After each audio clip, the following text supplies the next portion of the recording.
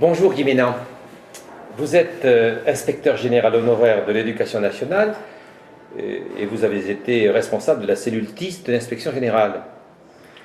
Vous êtes aujourd'hui en charge du dossier TIS, de ce même dossier, mais au REPTA. Qu'est-ce que donc le REPTA? Alors, le REPTA, comme le nom l'indique, c'est un réseau. Le REPTA, c'est un acronyme, ce sont des sigles qui signifient Réseau Éducation pour tous en Afrique. C'est une structure qui est de type ONG, type association de loi 1901, qui fédère des structures qui sont des personnes morales en quelque sorte, des associations, des collectivités territoriales et des entreprises. On a longtemps travaillé sur l'Afrique. Plusieurs personnes du réseau faisaient déjà partie d'associations qui étaient investies sur le Sahel, à titre bénévole, comme beaucoup de retraités. Plusieurs d'entre nous ont eu un passé africain, c'est mon cas. J'ai voulu revenir sur les terres de ma naissance et quand j'ai pris ma retraite, j'ai cherché à me rapprocher de personnes qui, comme moi, avaient envie de donner un peu l'expertise qu'elles avaient acquise pendant toute leur carrière à d'autres avant de s'arrêter définitivement. On s'aperçoit vite quand on s'investit dans le domaine associatif sur des pays en développement qu'il ne suffit pas d'avoir de la bonne volonté. Très rapidement, il faut trouver des fonds pour soutenir les projets, pour financer les missions. Et le REPTA a finalement cette vocation. Il met ensemble les associations qui sont porteuses des projets, les collectivités territoriales qui, dans le cadre de la coopération décentralisée, maintenant sont des bailleurs de fonds qui se sont installés dans des actions de coopération donc, avec différents pays et différentes structures de collectivités correspondantes. Des villes travaillent avec des villes du Sahel, des régions travaillent, je connais des régions par exemple qui travaillent avec des régions homologues à Madagascar. Et puis il y a les grandes fondations. Donc nous collaborons par exemple avec la Fondation Orange, avec la Fondation Veolia. Nous commençons à monter maintenant des projets qui associent différents types de financeurs et toutes les bonnes volontés et qui sont dans nos associations. Bon, un exemple, est-ce que vous pourriez nous donner un exemple de pays sur lequel le REPTA est intervenu et en particulier sur lequel que vous avez eu à traiter récemment? Est-ce que... Oui, et ça va me permettre d'expliquer comment, finalement, qu'est-ce qu'on essaye de faire. Voilà, c'est ça. Comment ça se passe? Voilà. Alors, un premier exemple. Bon, d'abord, les pays sur lesquels on intervient. On a, de façon assez... dès le départ du réseau, nous sommes présents sur, d'abord le Burkina, le Sénégal, le Mali, le Niger, donc l'Afrique un peu le Bénin, l'Afrique sahélienne, et depuis un an à peu près sur Madagascar. Oui. Au Burkina,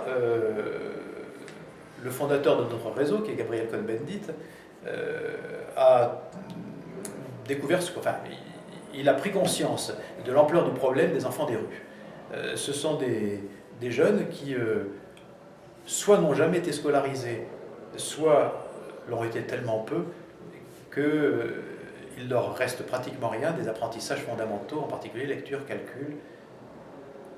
Et ce problème des enfants des rues, on le retrouve dans beaucoup de grandes mégapoles africaines. Il y a de nombreuses raisons qui font que les enfants ne restent pas à l'école. Il y en a une en particulier, c'est que très souvent, les parents ont besoin de récupérer les enfants pour les insérer dans leurs activités professionnelles qui nécessitent de la main-d'œuvre. Et les enfants sont de la main-d'œuvre à bon marché, donc ils sont récupérés. Le résultat, c'est qu'on a en Afrique une forte proportion d'analphabètes qui n'est pas en réduction, contrairement à ce que l'on espérait avec les objectifs du millénaire. Les États ont fait d'énormes efforts de massification de la scolarisation, mais ils n'arrivent pas à maintenir les enfants à l'école. Donc finalement, l'écart entre les objectifs visés et la réalité de ce que l'école produit est au contraire en train de s'aggraver. Les associations, les ONG diverses sont une des solutions en complément de ce que font les États. Elles récupèrent ces enfants, essayent de les réinsérer dans le circuit scolaire et puis il y a finalement quelques exemples de réussite. Alors je peux en citer une. Au Niger, nous avons travaillé sur ce que l'on appelle les classes de la seconde chance. On en parle en France aussi. On en parle en France aussi, absolument. Et oui, ça ressemble un peu. Hein. Ces enfants sont donc remis dans le circuit, suffisamment pour qu'on les présente au diplôme de fin d'études du premier degré. Et finalement, on s'aperçoit que leurs chances de réussite sont du même ordre que ceux qui suivent le circuit normal. Et même parfois des succès supérieurs, des succès statistiques supérieurs. Alors, une fois qu'on les a amenés au niveau de scolarité de fin du primaire,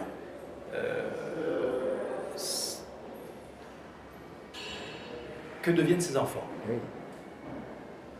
On s'est rendu compte très vite aussi que si on n'associait pas la réinsertion scolaire de ces jeunes, qui déjà sont assez avancés en âge souvent, avec un début de formation professionnelle et l'espoir d'une insertion sociale et professionnelle, on se retrouve avec des enfants qui effectivement savent lire et écrire, des jeunes qui savent lire et écrire, mais on n'a aucun impact sur le développement du pays. Donc maintenant, depuis quelques années, notre réseau s'intéresse beaucoup à la formation professionnelle de base. Et au Sénégal, nous travaillons avec une ferme école qui récupère des adolescents, les alphabétise, complète leur formation primaire, mais leur apprend plusieurs aspects du métier d'agriculteur et les aide à fonder des petites entreprises agricoles, vivrières, à l'échelle artisanale. Dans les pays développés, le numérique est symbole d'utilisation de matériel perfectionné. Lorsqu'on parle du lycée numérique en France, en Europe, aux États-Unis, c'est immédiatement on voit une foultitude d'ordinateurs. Ça nécessite des investissements importants. Et pourtant, tu animes la cellule TIS du REPTA à destination de jeunes tels que tu les décris, que l'on peut considérer comme les plus déshérités de la planète. C'est un petit peu particulier. Alors écoute, je vais te dire,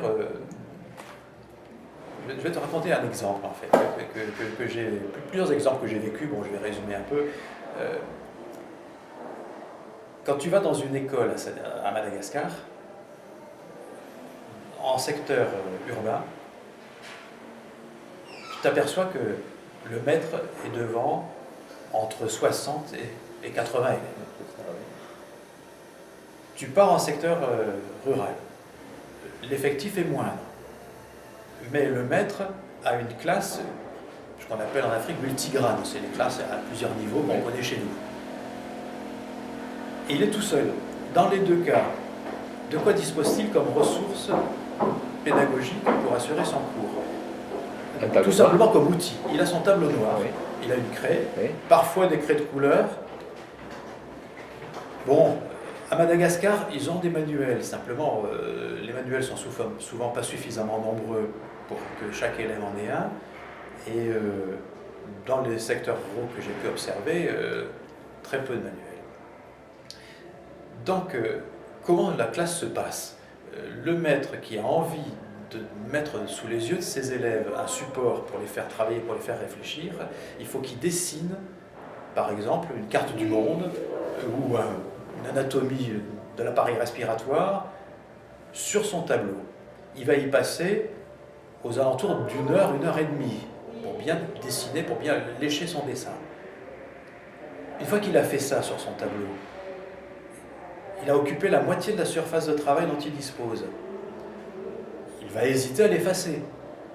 Ça va rester là, il va travailler dessus, et puis au bout d'un moment, tout ce travail, il va être obligé de l'effacer pour faire de la place pour en faire un autre. Moi, j'ai vu un professeur passer 45 minutes en présence de ses élèves pour faire pour dessiner une map monde. On s'est dit qu'il fallait absolument qu'on leur fournisse des supports pédagogiques diversifiés, qui leur fassent énormément gagner du temps.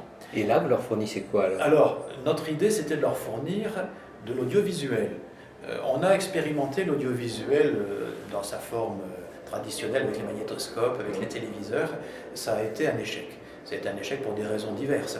Déjà, le magnétoscope dans les zones tropicales, on voit que la longévité de ce matériel c'est pas du tout adapté.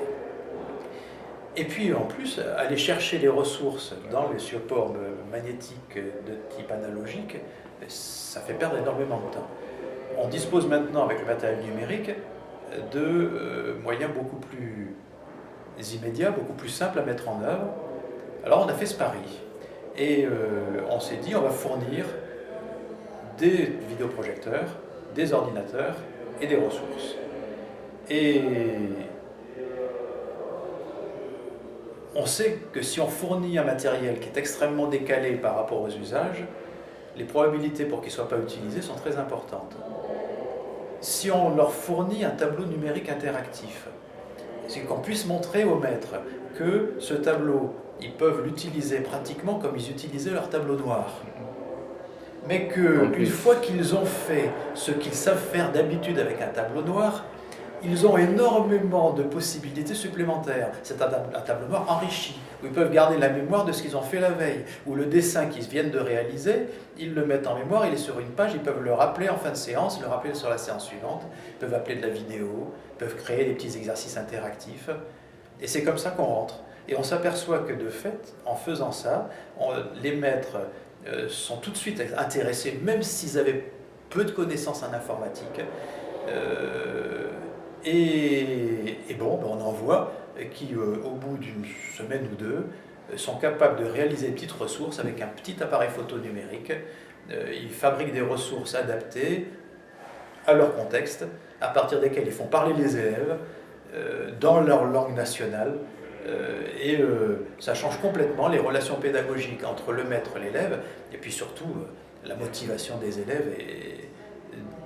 C'est fabuleux, c'est magnifique à voir. On a des enfants qui tout d'un coup découvrent une autre dimension du monde, une autre dimension de l'école, et des maîtres qui trouvent du plaisir à enseigner dans un contexte qui les valorise énormément par rapport à ce qu'ils faisaient avant, et où ils voient des effets sur leurs élèves qu'ils n'imaginaient même pas. En résumé, le numérique au service des enfants déshérités de la planète participe de l'évolution de ces pays vers le développement et permet à ces jeunes de devenir, un petit peu comme notre jeune, des adultes responsables. Oui, des adultes responsables, des adultes qui ont une connaissance du monde qui est beaucoup moins livresque, beaucoup moins théorique. Et puis, on arrive à commencer à les impliquer dans leurs apprentissages. On met en place des stratégies pédagogiques qui sont plus interactives. Et au passage, avec un tableau interactif, on leur montre un environnement numérique. On n'arrivera jamais à mettre les jeunes Africains, chacun devant un ordinateur, dans les classes du premier degré. En revanche, avec un tableau numérique, ils voient devant eux le maître manipuler les fonctionnalités logicielles. Ils s'habituent à l'informatique et on travaille sur la fracture numérique tout en travaillant sur la fracture de la littératie. Merci Guy Ménard. Je te remercie aussi.